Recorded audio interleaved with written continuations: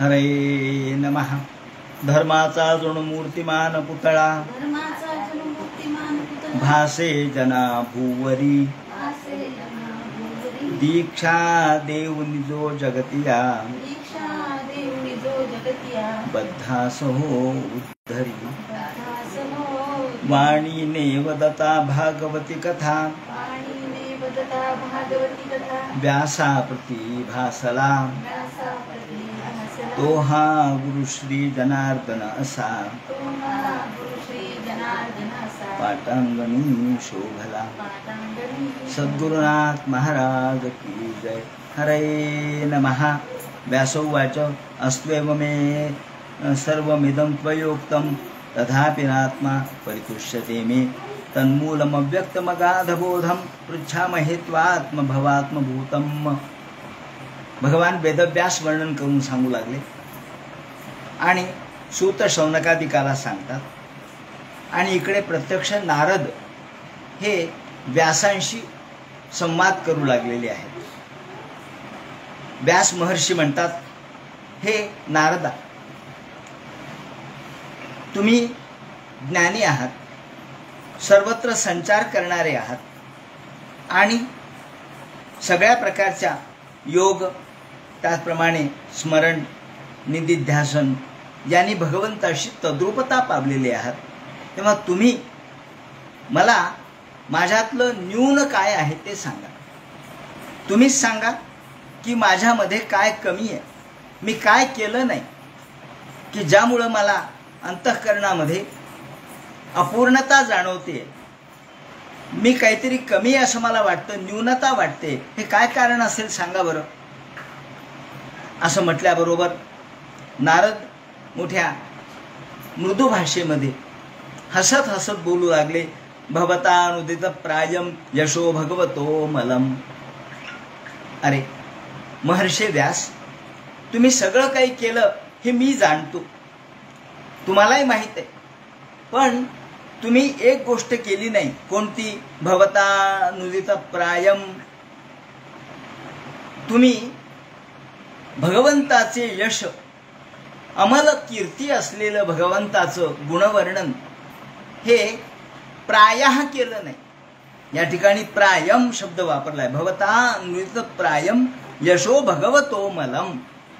प्रामुख्याने या ठिकाणी प्रायम शब्द वापरून प्रामुख्यत्व, मुख्यत्व स्पष्ट केलंय। महाभारताच्या निमित्ताने तुम्ही कृष्णाचं चरित्र सांगितलं, कृष्णाचं गुणवर्णनही केलं, पण प्रामुख्याने ज्याला आपण महत्त्व देऊन, एखाद्या गोष्टीला महत्त्व देणं वेगळं आणि गौणपणाने सांगणं वेगळं। तुम्ही भवतानुदित प्रायम, तुम्ही मुख्य महत्त्व देऊन भगवंताचं गुण संकीर्तन केलं नाही। अंतःकरणपूर्वक भगवंताचं या ठिकाणी गुणवर्णन न केल्यामुळं असं वाटतं अनुदित प्रायम अनुक्त प्रायम। अनुदित प्रायम शब्दाने त्यांनी अनुक्त प्रायम म्हणजे तुम्ही भगवंताचं कीर्ती, अमल अशा प्रकारचं सामर्थ्य, त्याचं गुणवर्णन, त्यांच्या कथा अंतःकरणपूर्वक मुख्यतः गायलेल्या नाही, गौणतः त्यामध्ये सहजच येऊन गेलं। पण मुख्य प्रामुख्य, मुख्य महत्त्व कशाला देतो आपण? एखाद्या गोष्टीमध्ये मुख्य महत्त्व, समजा एखाद्या मुलीचं लग्न आहे, तेव्हा लग्न म्हटल्याबरोबर तिला मुख्यत्व प्राप्त होतं आणि तिच्या वेळेनुसार, तिच्या महत्त्वानुसार सगळ्या गोष्टी ठरतात। एरवी तिच्या बहिणीचं लग्न असेल तर आहे, बहिणीचं लग्न आहे, मग त्या बहिणीला महत्त्व, म्हणजे महत्त्व कोणाला? ज्याला आपण मुख्य स्थान देतो त्याला। तेव्हा ज्याला म्हणतात केंद्रवर्तित्व। केंद्र कोण आहे? भगवान केंद्र आहे का? भगवंताच्या भोवती सगळं फिरलं पाहिजे। जसं सूर्य हा केंद्र आहे आणि पृथ्वी, ग्रह, नक्षत्र, गुरु, बुध वगैरे सूर्याच्या भोवती फिरतात। सूर्य मुख्य आहे, सूर्य हा आत्मा आहे जगाचा, तो केंद्रवर्ती आहे। तसं या ठिकाणी केंद्र कोण आहे? भगवान केंद्र तुम्ही धरून कथा गायल्या नाही. गौण रूपाने तुम्ही सांगितलं पण मुख्य रूपाने सांगितलं नाही. आणि म्हणून तुम्ही भगवंताचं अंतःकरण, भगवंताचं मन हे कथेमध्येच खऱ्या अर्थाने आनंदित होत असतं. त्यामुळे येनैव असो तुष्येत, भगवंताला सुद्धा समाधान वाटलं नाही. जर आपण भगवंताची कीर्ती गायली, गुण गायले तरच भगवंताला आनंद होतो. नाही तर भगवान म्हणतो काय उपयोग आहे बाकीच्या गोष्टीचा. तुम्ही नुसतं भगवंताला केवळ साधनात्मक स्वरूप प्राप्त करून दिलं तर भगवान त्यात आनंद त्याला वाटत नाही. येनैव असो तुष्येत मन्यत तद्दर्शनम खिलम. तद्दर्शनम खिलम निरर्थक आहे बाकी सगळ्या गोष्टी. तर देवदर्शनम ज्ञानम खिलम न्यूनम मन्येहम. जर भगवंताच्या भक्तीशिवाय आपण भगवंताची पूजा करायला लागलो, भक्ती नाहीच आहे पण भगवंताची पूजा चालली आहे. एक वकील साहेब होते आणि ते पूजेच्या वेळेला बोलत नव्हते. नाही बोलायचं नाही म्हणले, मौन आहे. बरं पूजा करायचा ना, मौन. आणि त्यांना उशीर झाला आणि त्यांचा आशील बैठकीत येऊन बसला. आता यांची पूजा चाललेली, हातात रंगनाथ घेतलेला. आता काय करावं. आता त्यांचं आशील तर येऊन बसला, त्याला बोलायचं नाही कारण यांचं मौन आहे आणि त्याला तर सांगायचंय. आता काय सांगावं बाबा. मग त्यांनी आपल्या आशिलाला, त्यालाही वेळ नव्हता बसायला, तो म्हणला वकील साहेब अहो मला वेळ नाहीये, मला पुन्हा गाडी आहे, मला जायचंय. म्हणले मग आता काय कर, बोलायचं तर नाहीये. मग त्याने हातामध्ये रंगनाथ घेतला आणि आता आशिलाला सांगायचं होतं की तू काय करू नको, तू समोरच्या पार्टीला दणकून मार, त्याला 2 रट्टे दे बरोबर, तू जागेवरच येईल, कोणाच्याही हाताने दे, हे त्याला सांगायचं होतं. आता कसं सांगणार. त्याने हातात रंगनाथ घेतला आणि रंगनाथाला पळीने मारायला सुरुवात केली. म्हणले हे काय, हेच त्याला सांगायचं. अहो पण रंगनाथ देव आहे, तू सांगायला काय, तुझं लक्ष कशात आहे. भक्ती नाही, भाव नाही आणि मौन धारण केलंय आणि हातात रंगनाथ घेतला आणि त्याला पळीने मारायला सुरुवात केली. त्या आशिलाला काय काय ते कळलं आणि तो आशिल गेला निघून. अहो पण त्या रंगनाथाचं काय. म्हणजे तुम्हाला जर देवाबद्दल भक्ती नसेल तर तुम्ही मौन धारण केलं काय आणि त्याला पंचामृत स्नान घातलं काय, षोडशोपचार पूजा केली काय, काही उपयोग नाही. म्हणून ते म्हणतात येनैव असो तुष्येत मन्येत दर्शनम खिलम. बाकी सगळं निरर्थक आहे. सगळं केवळ ज्ञानम खिलम न्यूनम, ज्ञान सुद्धा निरर्थक आहे. भगवंताबद्दलची भक्ती नसेल तर ज्ञानही निरर्थक आहे आणि आपलं कर्मही निरर्थक आहे. म्हणून ते म्हणतात हे व्यास महर्षी, यथा धर्मादयश्चार्था मुनवर्यानुकीर्तिता.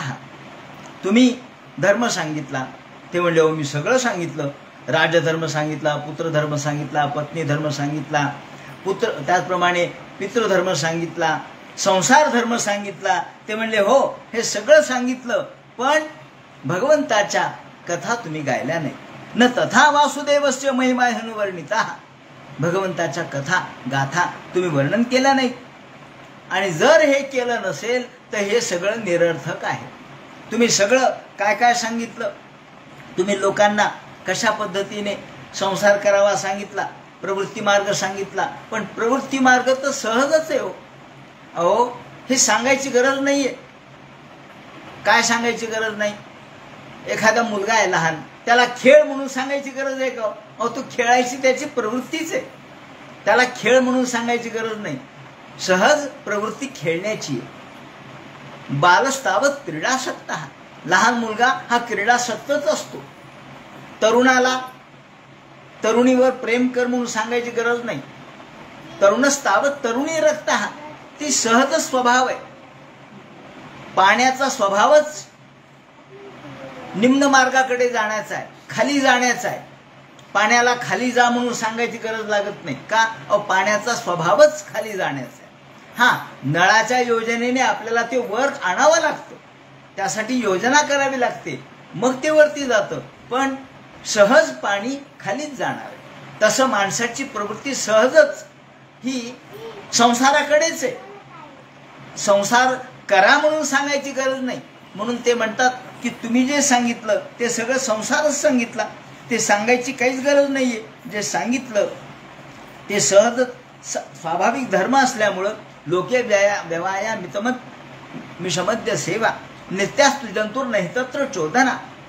लोके व्यवाया मिषमद्य सेवा. एखादा दारुडे आहे, त्याला दारू पी म्हणून सांगायची गरज नाही, त्याची सहज प्रवृत्ती दारू पिण्याची. त्याचप्रमाणे जेवण करा असं सांगायची गरज नाही, उपवास करा म्हणून सांगावं लागतं. पण जेवण करा, अहो जेवण तर सहज प्रवृत्ती आहे, सहज माणसाला भूक लागते, खावं लागतं.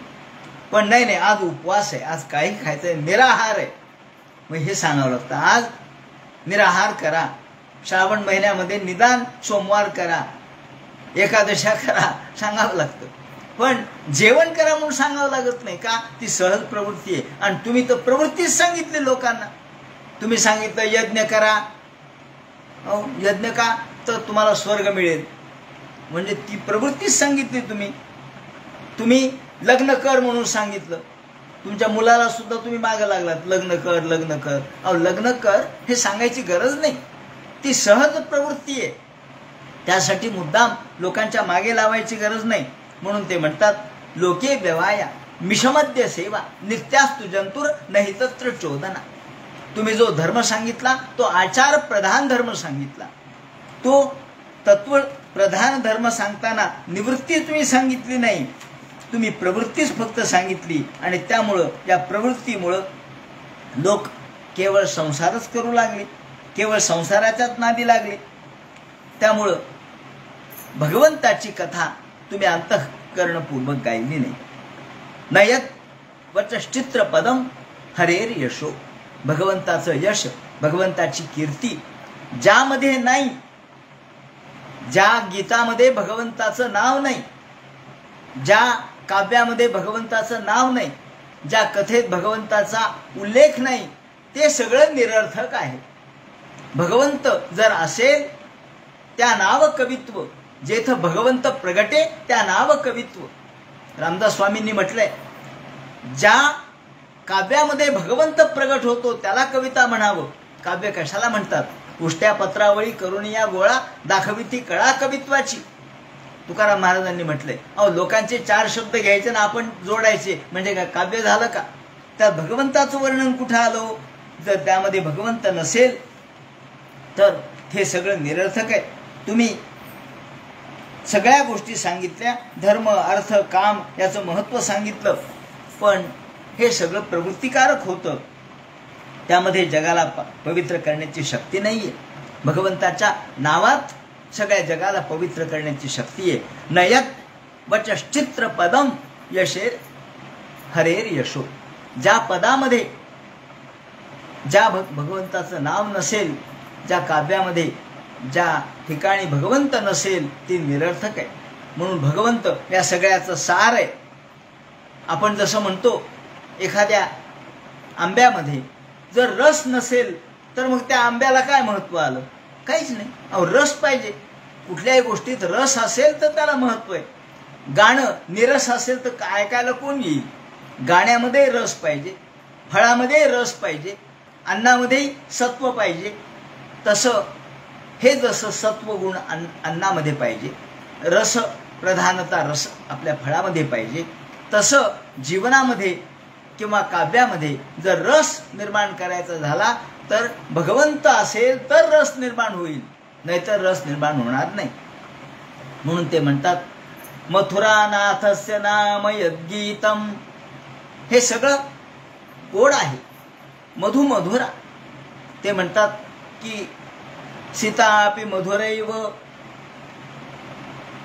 मधु मधुरम. मधु गोड आहे, साखरही गोड आहे. त्याचप्रमाणे आपण एखादे चांगले पदार्थ खातो तेही गोड आहेत. पण ज्या गीतामध्ये भगवंताचं नाव आहे ते जास्त गोड आहे. म्हणून ते म्हणतात तस्मादपि तन्मधुरम मथुरानाथस्य नाम यद्गीतम. या सगळ्यांच्या मध्ये भगवंताचं नाव ज्याच्यात आहे ते जास्त गोड आहे. म्हणून भगवंत असेल तर आपल्याला जीवनामध्ये, आपल्या काव्यामध्ये, आपल्या साहित्यामध्ये, आपल्या पदामध्ये आपले पावलं सुद्धा जर भगवंताच्या नामाने टाकत राहिलो आपण, रामदास स्वामींनी म्हटलंय, यज्ञ पावलो पाऊली, राम म्हणता वाट चाली, यज्ञ पावलो पाऊली. राम म्हणता म्हणता जर पावलं टाकले तर प्रत्येक पावला गणिक यज्ञ होतो. यज्ञ पुन्हा वेगळा करायची गरज नाही. तुमचे पावलं सुद्धा सार्थ होतात. आपलं जीवन सार्थ करण्यासाठी, आपलं काव्य सार्थ करण्यासाठी भगवंताचं अधिष्ठान नसेल तर ते सार्थ होणार नाही, निरर्थक होईल. आणि भगवंत असेल तर सार्थ होईल.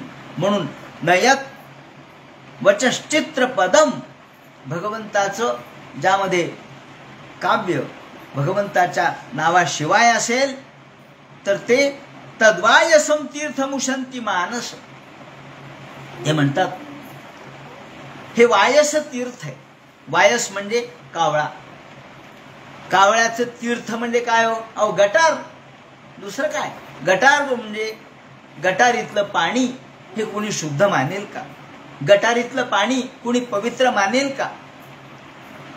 गटारीतलं पाणी कुणी पवित्र मानणार नाही. एका ठिकाणी नाथांनी म्हटलंय की ज्या तोंडामधून भगवंताचं नाव येत नाही ते तोंड म्हणजे चर्मकुंड आहे. चर्मकुंड म्हणजे चामड्याचंच आहे ना, नाहीतरी आपलं तोंड कशाचं आहे? चामड्याचं आहे. चामडं म्हणजे कातडं. मग कातड्याचं तोंड, कातड्यामध्ये ज्याप्रमाणे एखाद्या या जो मोची असतो, मोची, त्याच्याजवळ एक भांडं असतं, ज्याला आपण काटवट म्हणतो, काटवट म्हणतात त्याला. तेव्हा जो मोची आहे त्याच्याजवळ काटवट आहे आणि त्याच्यामध्ये पाणी ठेवलेलं असतं. मग ते पाणी आणि आपल्या तोंडात असलेलं पाणी सारखंच. कारण जर आपलं तोंड भगवंताचं नाव घेत नसेल तर हे तोंड म्हणजे काटवट आहे, काटवट. मोची याच्याजवळ ज्याप्रमाणे एखादं कातड्याचं भांडं असावं त्याप्रमाणे हे कातड्याचं भांडं आहे. म्हणून ते म्हणतात की केवळ भगवंताचं नाव जो घेत नाही, भगवंताचं नाव जो घेत नाही त्याचं जीवन निरर्थक होतं. त्याचं तोंड सुद्धा केवळ कातड्याचं तोंड आहे, चर्मकुंड आहे. चर्मकुंड ज्याप्रमाणे असावं, कातड्याचं भांडं जसं असावं तसं आपलं तोंड आहे. म्हणून ते म्हणतात की जी भगवंताचं नाव घेत नाही, जिम्हा अशी कशाला. एकाने म्हटलंय, भगवन नाम न घेई जिम्हा अशी कशाला. अशी जिम्हा काय कामाची? जी भगवंताचं नाव घेत नाही, भगवंताच्या नावामध्ये जी तल्लीन होत नाही, अशी जीभ आम्हाला उपयोगाची नाही. म्हणून तर वायसम तीर्थमुशंती मानसा. वायस तीर्थ म्हणजे गटार. गटारीतलं पाणी जसं अपवित्र, तसं ज्या मुखामध्ये नाव निघत नाही त्याचं मुख अपवित्र आहे. तद्वायसम तीर्थमुशंती मानसा न यत्र हंसा निरमंत शिक्षाया. ते म्हणतात वायस तीर्थ म्हणजे गटार. या गटारीमध्ये हंस कधीच रममान होणार नाही. हंस हे कुठे रममान होतात? मानस तीर्थावर. मानस तीर्थ, मानस सरोवरामध्ये, जे मानस सरोवर पवित्र आहे आपण मानतो ते मानस सरोवर, तिथेच हंस रममान होतात. हंस हे गटार गंगेत रममान होणार नाही. म्हणून जी वाणी भगवंताचं नाव घेत नाही ती गटार गंगा आहे. आणि ज्यामधून भगवंताच्या नावाचा उच्चार निघतो ते मानस तीर्थ आहे असं माना. तद्वायसम तीर्थमुशंती मानसा न यत्र हंसा निर्मंती विक्षया. तद्वाग विसर्गो जनता संप्लवो यस्मिन प्रतिश्लोकमबद्धवत्यपि. नारद महर्षी म्हणतात, हे व्यासा, ते भगवंताचं नाव जर आपण कसंही घ्या. आता या ठिकाणी भागवत शास्त्र सांगितलंय.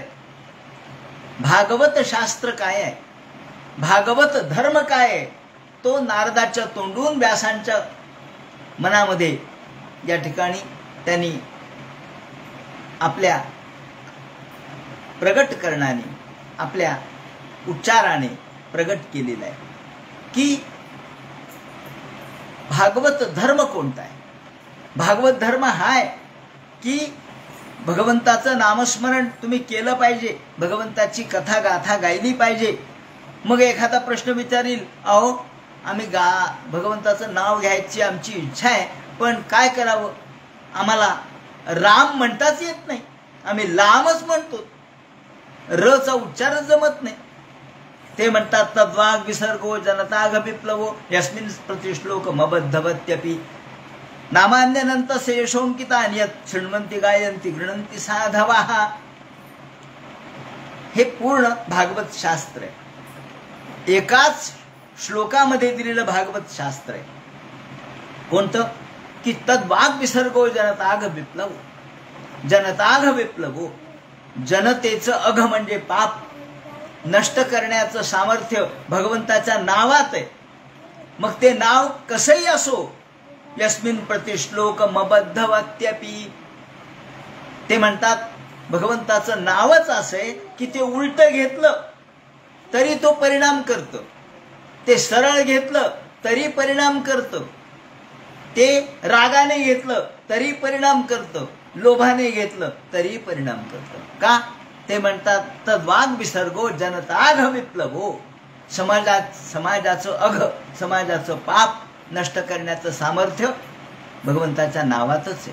जसा अग्नी तुम्ही प्रेमाने जवळ घेतला तरी तो पोळतोच, तो रागाने त्याला लाच मारली तरी तो पोळणारच. त्याला आपण अग्नीला प्रेमाने जरी कुरवाळलं तरी अग्नी आपल्याला पोळणारच. का बरं? अग्नीचा स्वभावच पोळण्याचा आहे. त्याप्रमाणे भगवंताचा स्वभावच, भगवंताच्या नावाचा स्वभावच आपल्याला मुक्त करण्याचा आहे, आपले पाप नष्ट करण्याचा आहे. आणि त्यामुळं यस्मिन् प्रतिश्लोक मबद्धवत्यपि, अबद्ध असू द्या ना.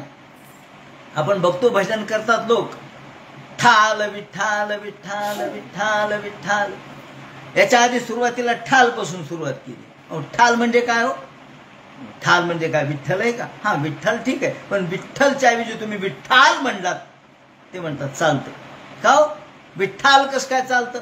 ते म्हणतात देवाला सगळं चालतं, भाव असेल तर सगळं चालतं. आई मुलाला हाक मारते, त्या मुलाचं नाव नारायण असतं, आई म्हणते ए नार्या इकडे, त्याला राग येत नाही, तो म्हणतो आईने हाक मारली. आणि दुसऱ्या कोणी हाक मारू द्या बरं, नारे, मला नार्या म्हणतो का, मी नारायण आहे. आणि आईने हाक मारली तर चालती. ती प्रेमाची हाक आहे, ती भावनेची हाक आहे, त्यामध्ये आपल्याबद्दलची भावना आहे, प्रेम आहे, आपुलकी आहे, जिव्हाळा आहे, आत्मीयता आहे, या सगळ्या गोष्टी त्यात आहेत. त्यामुळं त्याला काही राग येत नाही. म्हणून या ठिकाणी भगवंताचं नाव सुद्धा अरे अरे विठ्या मूळ मायेच्या कारट्या. कोण? जनाबाई. जनाबाई विठ्ठलाला शिव्या देते, अरे अरे विठ्या मूळ मायेच्या कारट्या, तुझे गेले मडे तुझं पाहुनी काळ रडे. अरे देवाला, आपण तो देवाला नमस्कार करतो, आपण देवाला तुळस वाहतो, आणि ही शिव्या देते.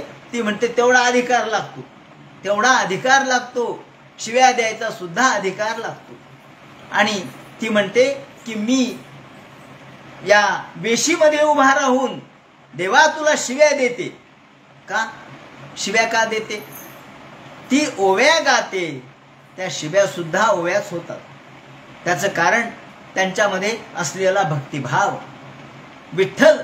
विठ्ठलाला विठ्या म्हणते तरी चालतं, कारट्या म्हणते तरी चालतं. का? ते म्हणतात त्याचं कारण यद्वाग विसर्गो जनताघ विप्लवो यस्मिन् प्रतिश्लोक मबद्धवत्यपि.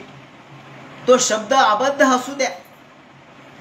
वाल्या कोळ्यांनी मरा मरा मरा म्हणून राम राम राम झालं. तो मरा मरा म्हणत होता. नारद त्याला भेटले, नारद म्हणले तुला काय येतं? म्हणले मारा ठोका पिटा एवढंच येतं, राम येत नाही, मरा येतं. मग तू मरा म्हण म्हणे. मरा मरा मरा मरा म्हणता म्हणता राम राम झालं. का? ते म्हणतात उलट सुद्धा सुलट होतं. भगवंताचं नावच असं आहे की कुठनही सुरुवात करा, ती तुम्हाला मोक्षापर्यंतच नेतं. यस्मिन् प्रतिश्लोक मबद्धवत्यपि. नामान्यनंतासी यशोंकितानि यत विचा केला ठोबा म्हणून नाम विठोबा तुकाराम महाराजांनी म्हटलंय. त्याप्रमाणे ते म्हणतात भगवंताचे अनेक नाव आहेत आणि अशा अनेक नावांनी भगवंताला आपण जेव्हा हाक मारतो तेव्हा ते कसंही असू द्या, भक्ताने कसंही हाक मारलं तरी देवाला ते प्रिय आहे. भक्त काही म्हटला तरी देव भक्ताला बांधील आहे. अहम भक्त पराधीन आहात. देव म्हणतो की मी भक्ताच्या स्वाधीन आहे. भक्त हा माझा खऱ्या अर्थाने त्याचा माझ्यावरती अधिकार आहे. नामान्यनंतस यशोंकितानि यत. आणि भगवंताची नावं काही थोडी आहेत का? अहो 1000 नाव आहेत त्याला. मग त्या 1000 नावामध्ये कोणतेही नाव घ्या आणि ते चुकलं तरी घाबरू नका, ते उलटं झालं तरी भिवू नका, ते उच्चार करता आला नाही तरी भिवू नका. का? हा, उच्चाराच्या बाबतीत वेद आहे. वेदाचा जसा पाहिजे तसाच उच्चार झाला पाहिजे. त्यात चुकलं तर अनर्थ होतो, चुकलं तर चुकीचं फळ मिळतं. पण देवाच्या बाबतीत असं नाही. तुम्ही कोणत्याही बाजूने सुरुवात करा, देव उलट सुलट सहज रागाने प्रेमाने कसंही जरी नाव घेतलं तरी तुम्हाला भगवंताचं एकच फळ प्राप्त होईल. भगवंत हा समान आहे, या दृष्टीने समान आहे. तो एकच फळ देणार आहे. नामान्यनंतस यशोंकितानि यत. भगवंताची नावं अनंत आहेत, अनंत नाव आहेत त्याला थोडी नावं आहेत का? त्याचे यश सुद्धा अलौकिक आहेत. ते शृण्वन्ति गायन्ति गृणन्ति साधवाः. जे भक्त आहेत, जे भगवंताचे भगवत भक्त आहेत, ते भगवंताच्या नावात इतके तल्लीन होतात की शृण्वन्ति, भगवंताचं नाव ऐकल्याबरोबर गायला सुरुवात करतात. गायन्ति आणि गृणन्ति साधवाः, नृत्य करू लागतात. नृत्यंती लोक बाह्याः. समाज काय म्हणेल पहा तुम्ही. परवाच वारी होऊन गेलेली आहे. वारीमध्ये जेव्हा लोक जातात तेव्हा तल्लीन होतात, तेव्हा नाचायला लागतात, भजन करायला लागतात. तेव्हा लोक म्हणत नाहीत भजन करताना माझं तोंड कसं होईल, माझा चेहरा कसा होईल, माझा फोटो कोणी काढल का, नाचत असताना मी कसा नाचतोय याचाही विचार नाही, पाऊस येतोय का याचाही विचार नाही. इतकी तल्लीनता नाचण्यामध्ये, गाण्यामध्ये, त्याचप्रमाणे भगवंताच्या नामस्मरणामध्ये इतके तल्लीन झालेले असतात की तिथे आत्मविस्मृती होते.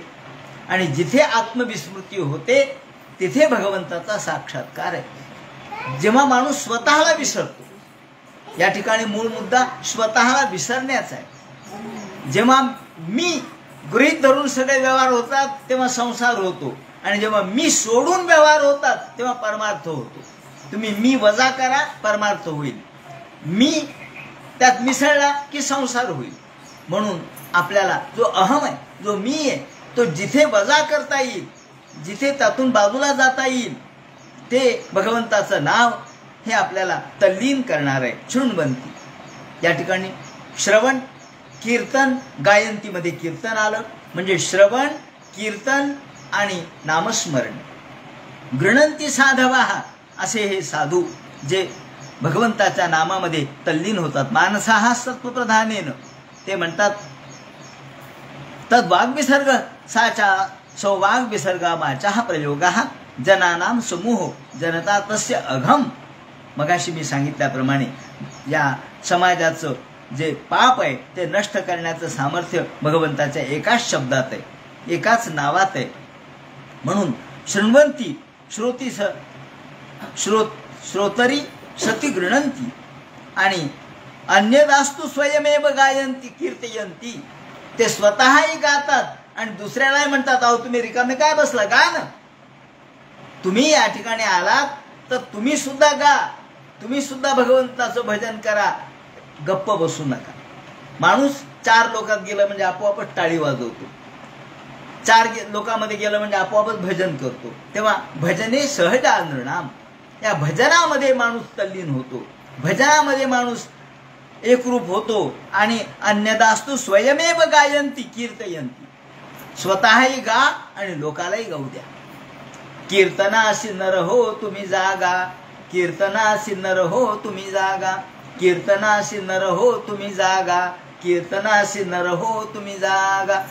एकच वाक्य, पण 4 वेगळ्या अर्थाचे. कीर्तनाशी नर हो तुम्ही जा. या ठिकाणी एखादा म्हातारा, त्याला कीर्तनाला जाता येत नाही, तो म्हणतो माझे पाय गेलेत, नाही तर मी गेलो असतो. तो लोकाला घरच्यांना म्हणतो अरे जा ना कीर्तनाला, एवढं कीर्तन चाललंय, ते कीर्तनाशी नर हो तुम्ही जा गा, तुम्ही जा. उद्गारवाचक आहे तिथं, जा गा. मग तिथं जाऊन काय करा, कीर्तनाशी नर हो तुम्ही जा आणि गा. जा आणि गायन करा, तिथे भजन करा. तिसरा अर्थ, कीर्तनाशी नर हो तुम्ही जागा. कीर्तन या परंपरेला जागा. श्रवण कीर्तन ही जी भक्ती आहे त्याला जागा, जागृत राहा. आणि कीर्तनाशी नर हो तुम्ही जागा. कीर्तन या ठिकाणी कीर्तनाचं मनन चिंतन करून जागृती तुमच्यामध्ये आली पाहिजे, तरच या कीर्तनाला जा आणि कीर्तनाच्या मध्ये गा. कीर्तनामध्ये जागा मिळवा, कीर्तनामध्ये तुम्ही एकरूप व्हा.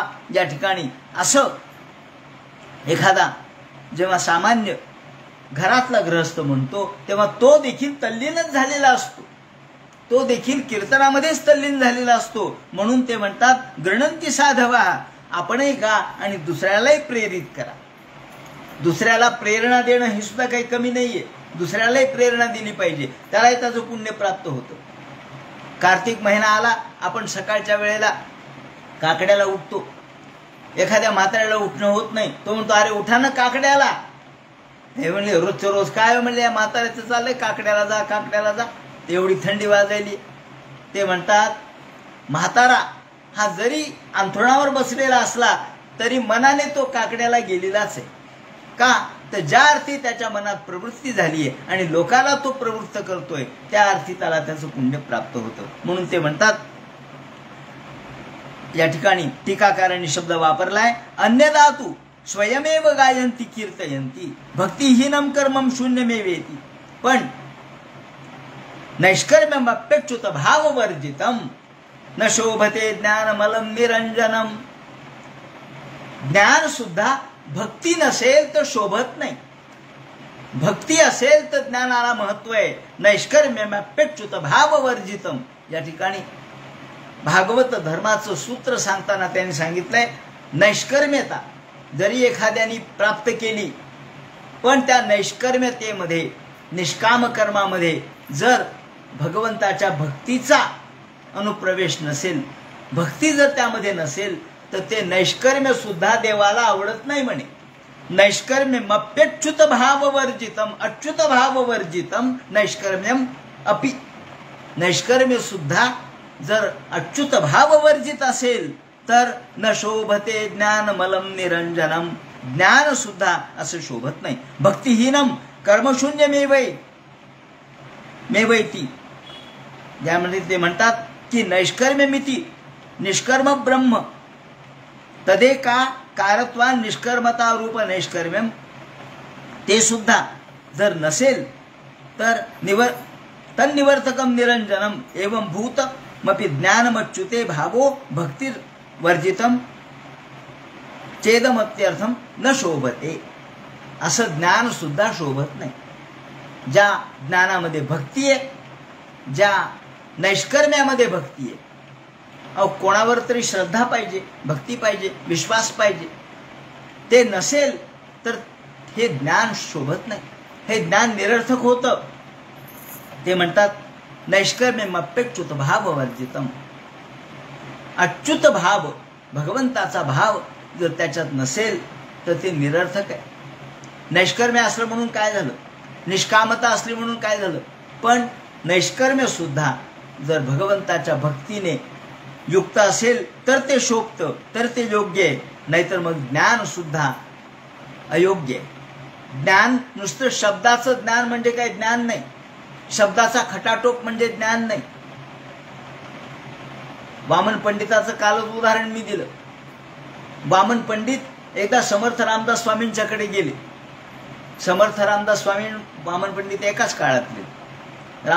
रामदास स्वामींच्या तिथे गेले आणि कल्याण रामदास स्वामींचे नितांत भक्त, त्यांचे शिष्य, एकनिष्ठ शिष्य कल्याण, त्या कल्याण यांच्याबरोबर काही चर्चा करू लागले, वादविवाद करू लागले. आता पंडितच होते हे वामन. वामन पंडित, पांडित्य होतं. शब्द घट मट पट चर्चा करू लागले. एक प्रश्न विचारला, त्याचं उत्तर देताना कल्याण महाराजांनी, कल्याण स्वामींनी त्यांना दासबोधातलं उदाहरण दिलं. दासबोधातलं उदाहरण त्यांच्या प्रश्नाच्या दृष्टिकोनातून उत्तर म्हणून दिलं. आता वामन पंडित म्हणजे वामन पंडित, ते म्हणले याला पुरावा काय? तुम्ही जे म्हणता याला आधार काय, प्रमाण काय? कुठली गोष्ट प्रमाणाशिवाय सिद्ध होत नाही. ते म्हणे याला प्रमाण दासबोध आहे. म्हणजे ते म्हणले दासबोध आहे, पण दासबोधाला काय प्रमाण आहे? आता दासबोध म्हणजे रामदास स्वामींचा ग्रंथ आहे. 40 वर्ष त्यांनी एका ठिकाणी बसून शांत शिवथर घरामध्ये बसून लिहिला. 40 वर्ष लेखन करत होते. आणि रामदास स्वामी स्वतः संत आहेत. संतांना प्रमाण विचारतात का कधी? सूर्याला प्रमाण विचारतो का आपण? सूर्या तुम्ही तेजस्वी आहेत. कशावरून तेजस्वी आहेत? तुझे डोळे नाही का चमकत? तेव्हा एक तर तू आंधळा असला पाहिजेस, म्हणजे सूर्य दिसत नाही. म्हणून सूर्याला तुम्ही प्रमाण मानू शकत नाहीत. स्वतः प्रमाणम परतः प्रमाणः. ज्याला स्वतःच प्रमाण आहे त्याला दुसऱ्याचे प्रमाण द्यायची गरज नसती. ते म्हणले दासबोध त्याला प्रमाण. ते म्हणले दासबोधाला काय प्रमाण? आता हे वामन पंडित होते. रामदास स्वामींना हे कळालं. रामदास स्वामी तर मारुतीचे अवतारच होते. त्याने वर्णन केलंय की रामदास स्वामी मारुती रूप प्रगट झाले आणि मारुतीने एक शेपटाचा एक फटकारा यांना लगावल्या बरोबर शेपटाचा फटकारा जो लागला, इतका जोरात लागला की म्हणले हे काय आहे? म्हणले शेपूट आहे. याला काय प्रमाण आहे? म्हणले आता तुला लागलं याला काय प्रमाण आहे? तुला लागलं, तुझ्या पाठीवर सटका बसला, याला प्रमाण आहे काही? असा सोट्या जसा मारावा त्याप्रमाणे सटका बसला. आणि मग वामन पंडित शरण आले. म्हणले चुकलं माझं, क्षमा करा. मी ज्ञानाच्याच अहमहमिकेत गेलो, मला भक्ती कळत नाही. तेव्हा श्रद्धा काय असते, गुरुवरची निष्ठा काय असते, हे या ठिकाणी मुद्दा असा आहे की ज्ञान सुद्धा जर तुमची श्रद्धा नसेल, भगवंताची भक्ती नसेल तर शोभत नाही. ते नुसती खटमटाची चर्चा होते. कुतः पुनः शाश्वत भद्रमीश्वरे. आणि ते म्हणतात शाश्वत अभद्रमीश्वरे. शाश्वत अभद्र. जर तुम्ही केवळ नुसतं साधनाच करत बसलात तर साधन हे अभद्र आहे आणि साध्य अभद्र. दोन्ही अभद्रच होईल. सदा असे शाश्वत साधनकाले फलकालेच भद्रम दुःखरूपम यत् काम्यम कर्म. काम्य कर्म कसं आहे? ते म्हणतात शाश्वत अभद्रमीश्वरे. शाश्वत म्हणजे सतत, कायम, नेहमी. अभद्रम ईश्वरे. जे साधन आहे ते साधन तुम्ही काय सांगितलं? काम्य कर्म करायला सांगितलं. हे सगळे काम्य कर्म साधनाच्या पातळीवरही अभद्र आहेत आणि साध्याच्या पातळीवरही अभद्र आहेत. काम्य कर्म जसं एखादं आपण फळ लावलं, झाड लावलं फळाचं, पण ते नासकं आहे. मग तुम्ही नासकं लावलं तर नासकच येणार. तुम्ही किडकं फळ लावलं तर किडकच येणार. ते साधन पातळीवरही किडकं आहे आणि फळ आल्यावरही किडकं आहे. का? ते मुळातच किडकं आहे. तसं हे जे साधन तुम्ही सांगितलं, तुम्ही जे काम्य कर्म करायला सांगितलं, तुम्ही काय करायला सांगितलं? संसार करा, त्याचप्रमाणे प्रपंच करा हे सांगितलं. हे साधन पातळीवरही अभद्रच आहे. कारण साधन करताना लोक स्वार्थ वापरतात. तुम्हाला साधा व्यवहार करायचा तर स्वार्थाशिवाय होत नाही. दैनंदिन व्यवहारामध्ये सत्यवादी कुणीच असू शकत नाही. थोडं तरी त्याला खोटं बोलावं लागतं आणि खोटं बोललं की काय झालं? तुम्हाला दोष लागला. म्हणून साधन पातळीवर सुद्धा ते अभद्रच आहे आणि साध्य पातळीवरही अभद्रच आहे. म्हणजे फलरूपाने अभद्रच आहे आणि साधन कालातही अभद्रच आहे. म्हणून ते म्हणतात तदा शाश्वत साधनकाले फलकालेच्या अभद्रम दुःखम रूपम. अभद्र म्हणजे दुःखरूप. अभद्र म्हणजे दुःखरूप. तेव्हा हा संसार इंगळी आहे. संसार दुःखरूप आहे, तो साधन पातळीवरही दुःखरूप आहे आणि साध्य पातळीवरही दुःखरूप आहे, फल पातळीवरही दुःखरूप आहे. संसाराचं फळ काय म्हणले दुःख, आणि संसार करताना काय प्राप्त होतं म्हणले दुःख. मग संसार करतानाही प्राप्त होतं ते दुःख. समजा पैशाच्या बाबतीत 15 अनर्थ सांगितलेले आहेत. ते म्हणतात पैसा मिळविताना काय होतं दुःख, खर्च करताना काय होतं दुःख, आणि सांभाळताना काय होतं दुःख. तिन्ही पातळीवर जर पैसा दुःखरूपच आहे, साधन पातळीवरही दुःखरूप आहे आणि साध्य पातळीवरही दुःखरूप आहे, त्याप्रमाणे संसार सुद्धा दुःखरूप आहे. असा असेल तर मग ते म्हणतात यत् काम्यम कर्म यदप्य कारण काम्यंत्यचेति कारस्यान्वया. म्हणून काम्य कर्म जे तुम्ही इच्छारूप कर्म करायला सांगितलं ते मुळातच दुःखरूप आहे. कारण इच्छा हीच माणसाची दुःख आहे. आशाही परमम दुःखम नैराश्यम परमम सुखम.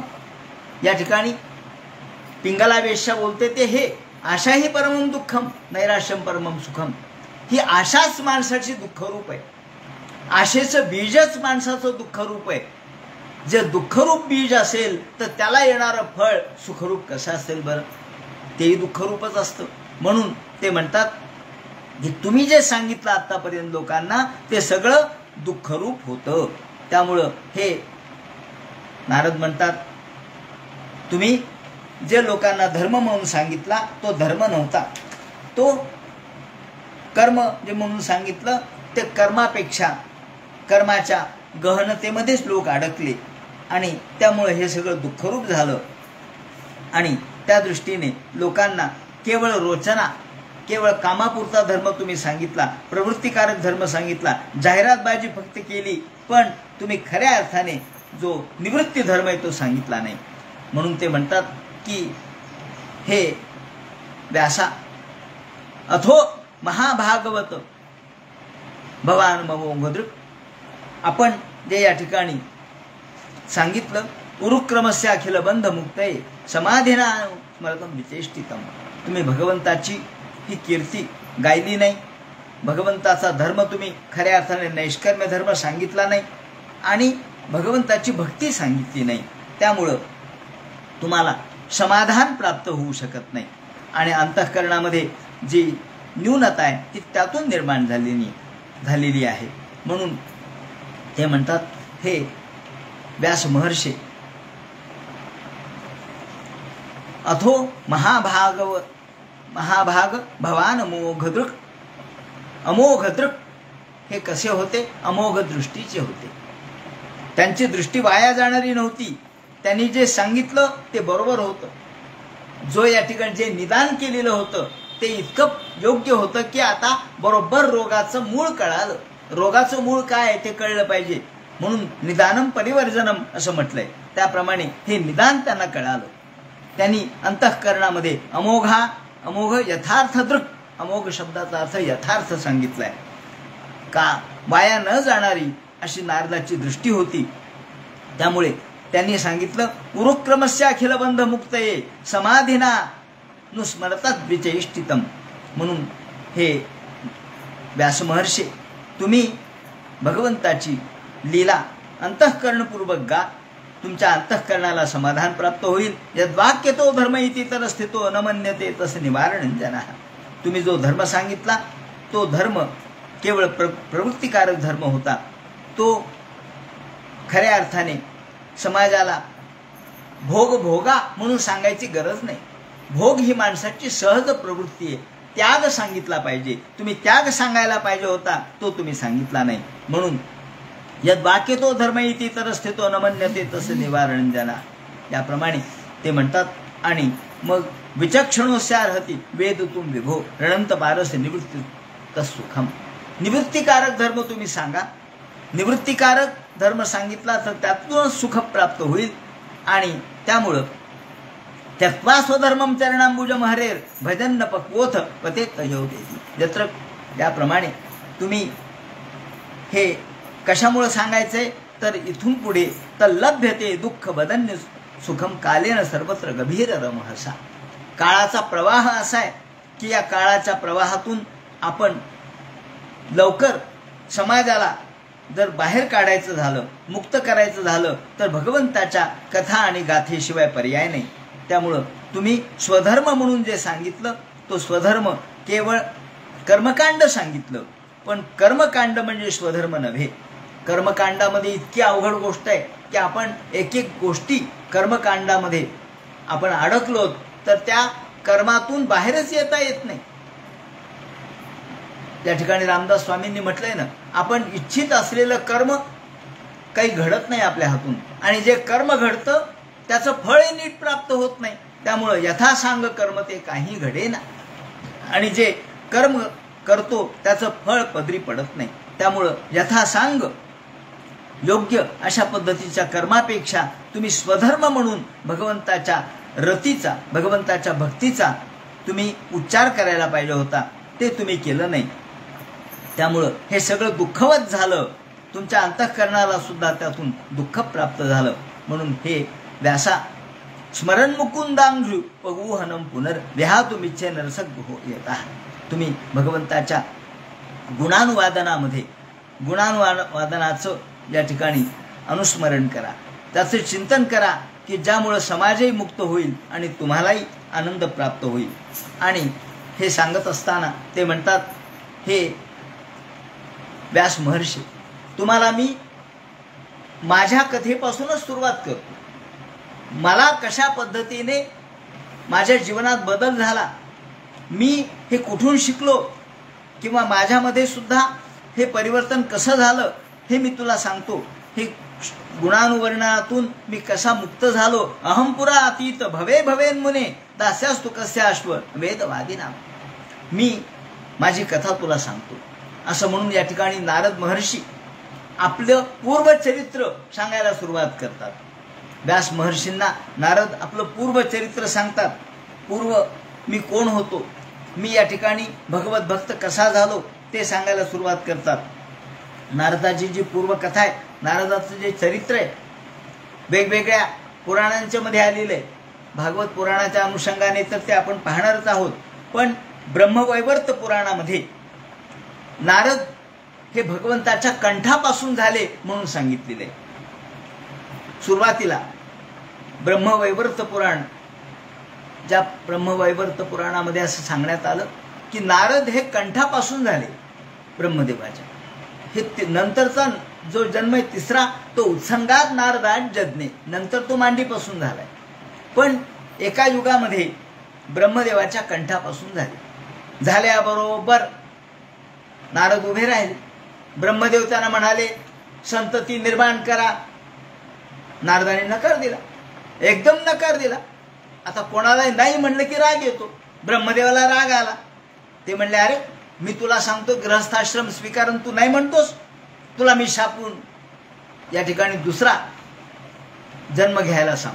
तुला मी शाप देतो की तू 50 स्त्रियांचा पती होशील, गायन निपुण गंधर्व होशील, जा. नंतर मग नारद म्हणले, अहो ब्रह्मदेवा असं करू नका. मी माझ्या अंतःकरणामध्ये मला निवृत्ती धर्म आहे म्हणून मी प्रवृत्ती धर्माचा मध्ये लागलो नाही, मी गृहस्थ धर्म स्वीकारू शकत नाही. ते म्हणाले, पण माझी आज्ञा तू त्याचा अवज्ञा केलीस. ते म्हणले, मग मला याला उशाप द्या. ते म्हणले, तुला उशाप मी देतो, ईश्वर भक्ती तुझी कधी कमी होणार नाही. म्हणून जरी तू गंधर्व झालास आणि 50 स्त्रियांचा पती झालास तरी तुझी ईश्वर भक्ती कमी होणार नाही. नंतर हा गंधर्व राजाच्या पोटी यांचा जन्म झाला. चित्ररथ गंधर्वाच्या 50 मुलींशी यांनी लग्न केलं. आणि एकदा ब्रह्मसभेमध्ये गायन सुरू असताना रंभेच्या नृत्याकडे बघून याचं मन विचलित झालं आणि त्याला मूर्छा आली. तो एकदम चक्कर येऊन पडला. ते पाहिलं ब्रह्मदेवाने, आणि ब्रह्मदेवानी पुन्हा शाप दिला त्यांना की अरे, ज्या अर्थी तू या गायन निपुण असताना, एवढ्या गंधर्वाच्या पोटी जन्माला आलेला असताना, 50 स्त्रियांचा पती असताना सुद्धा जर तुझ्या अंतःकरणात भोग भोगण्याची इच्छा आहे तर तू शूद्र योनीत जा, शूद्र योनीमध्ये जा. आणि मग या ठिकाणी आता जी भागवतातली कथा आहे ती शूद्र योनीत मी कसा आलो या संदर्भातली. अहम पुरा, मी पूर्वी गंधर्व होतो आणि गंधर्व म्हणून मी गायन करत असताना मला रंभेच्या नृत्याकडे बघून मी विकारग्रस्त झालो आणि मला ब्रह्मदेवाने शाप दिला, म्हणून मी शूद्र योनीमध्ये आलो. याप्रमाणे शूद्र योनीत माझा जन्म झाला. ब्रह्मपुत्र झाल्यावर सुद्धा नंतर शिवानी त्यांना उपदेश केलाय आणि ते नारायणांच्या आज्ञेने त्यांनी विवाह केल्याचा सुद्धा एका ठिकाणी उल्लेख आहे. पितृआज्ञेचं पालन त्यांनी केलं आणि सनत कुमारांना त्यांनी उपदेश केला. सनत कुमाराद्वारा उपदेश करून कृष्ण मंत्र सनत कुमारांनी त्यांना दिला. सनक सनंदन सनातन सनत कुमार यांनी त्यांना कृष्ण मंत्राची दीक्षा दिली आणि सर्व संग परित्याग करून ते तपाचरण करू लागले. याप्रमाणे नारद म्हणतात, अहम पुरातीत भवे भवेन मुने. हे व्यास महर्षी, मी पूर्वी गंधर्व होतो, उपबर्हण नावाचा गंधर्व होतो आणि उपबर्हण नावाचा गंधर्व असताना मी शापित झालो आणि एका शूद्र योनीमध्ये शूद्र म्हणजे ज्याला आपण ब्राह्मण, वैश्य, क्षत्रिय आणि शूद्र हे 4 वर्ण आहेत. त्यामध्ये संस्कारहीन अशा ठिकाणी मी जन्माला आलो. संस्कारहीन जन्माला आलो खरा, निरूपितो बालक एव योगिनाम. माझी आई ही एका ठिकाणी सडा समार्जन करत असे. माझे वडील लहानपणीच निवर्तले आणि आई आणि मी एका ठिकाणी चातुर्मास्याच्या निमित्ताने आम्ही राहिलो.